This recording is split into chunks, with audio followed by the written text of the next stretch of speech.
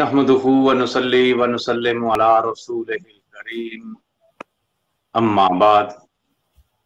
फ़अऊज़ु बिल्लाहि मिनश शैतानिर रजीम बिस्मिल्लाहिर रहमानिर रहीम कुल इन्ना सलाती व नुसुकी व महयाया व ममाती लिल्लाहि रब्बिल आलमीन सदक़ल्लाहुल अज़ीम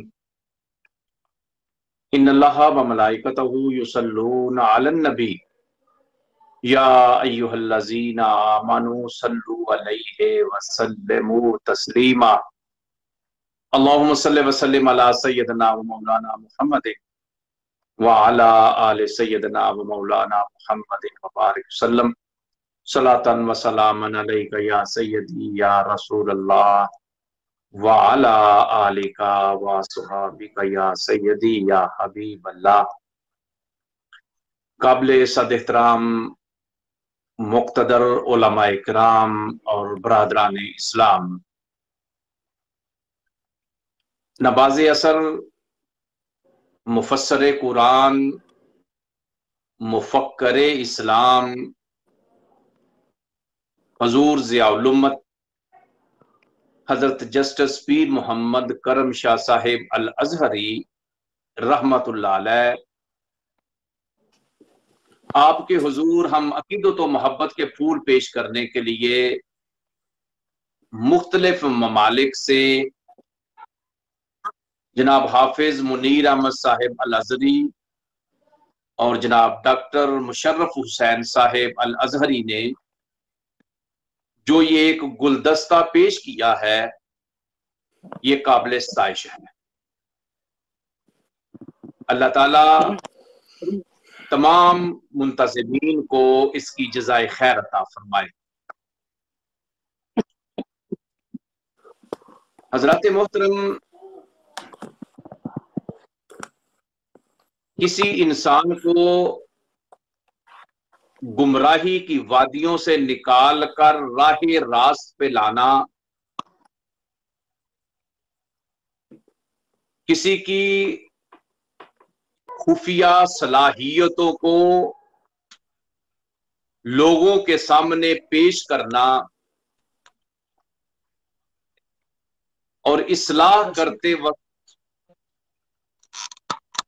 वो उसलूब इख्तियार करना कि जिसके जरिए जिसकी इस्लाह की जा रही है उसकी इज्जत नफ्स के ऊपर कोई हर्फ ना आए,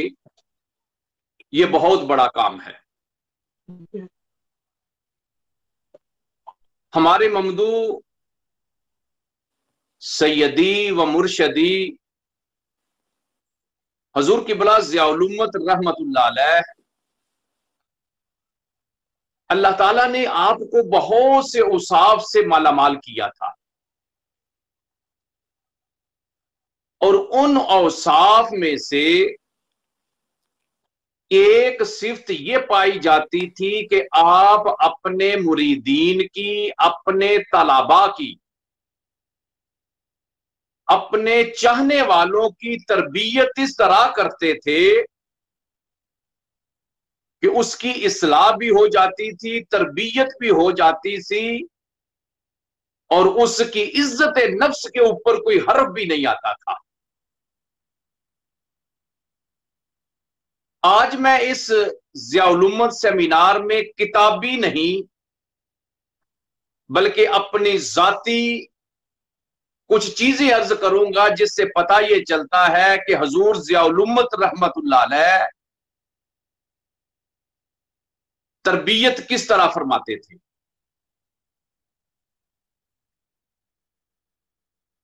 ये 87 86 का वाकया है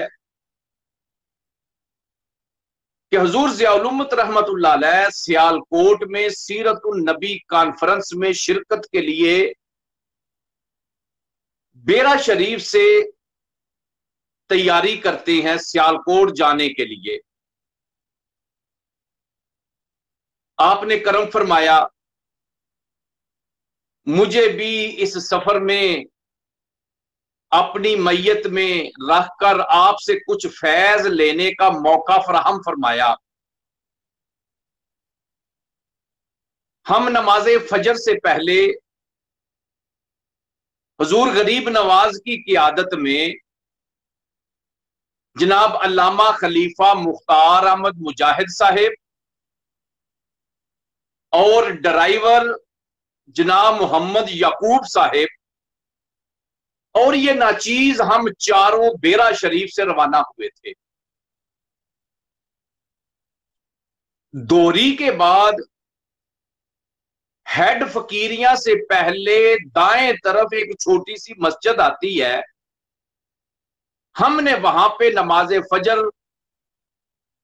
हुजूर गरीब नवाज की इब्तिदा में अदा की थी। वहां से हम सियालकोट के लिए रवाना हुए तो हुजूर गरीब नवाज के इस्तकबाल के लिए जो इस्तकबालिया कैंप लगा था वो आपके सियालकोट के मुरीदे खास जनाब मोहतरम मियां मोहम्मद असलम साहब रहमतुल्लाह अलैह, जिनका बेरा शरीफ की खिदमात में बहुत बड़ा नाम है, वहां पे तमाम मुरीदीन बल्कि पीर तरीकत हजरत सैयद पीर नजीर हुसैन शाह साहब रहमतुल्लाह अलैह, पीर तरीकत पीर सैयद जैनुल आबिदीन शाह साहब दामत बरकातुहुमुल कुद्सिया, दारुल मोहम्मदिया गौसिया सियालकोट कैंट के तमाम असाज़ा इकराम और तमाम मुरीदीन कोटली बहराम मियां मोहम्मद असलम साहब के घर के सामने खड़े थे। हजूर ज़ियाउल उम्मत रहमतुल्लाह अलैह तशरीफ लाए, लोगों ने भरपूर इस्तकबाल किया। इस्तकबाल करने के बाद आप जनाब मोहतरम मियां मोहम्मद असलम साहब ने आपके लिए बैठने का जहां इंतजाम किया था वहां सारे के सारे दोस्त इकट्ठे हो गए। चूंकि मैं हुजूर गरीब नवाज के साथ बेरा शरीफ से गया था तो मोहतरम मियां साहब ने बड़ी इज्जत की कि मुझे भी हुजूर गरीब नवाज के साथ एक कुर्सी पे बैठा दिया। उलमाए किराम और हुजूर गरीब नवाज अपने मुरीदीन के दरमियान बैठकर गुफ्तगू फरमा रहे थे कि मेरे वालिद ग्रामी कदर रहमतुल्लाह अलैह तशरीफ ले आए। जब मेरे वालिद साहब रहमतुल्लाह अलैह मिलने के लिए तशरीफ लाए, आकर हुजूर गरीब नवाज से मिले, तो मैं इस गरज से कि इस वक्त कमरे के अंदर बहुत बड़ा रश है, कहीं बेअदबी ना हो जाए, तो मैं थोड़ी देर के बाद उठकर अपने वालिद साहब के गले लगता हूं, वालिद साहब से मिलता हूं। मैंने ये सोचा था। मेरे वालिद साहब रहमतुल्लाह अलैह हुजूर गरीब नवाज से मिलकर एक जगह बैठ गए।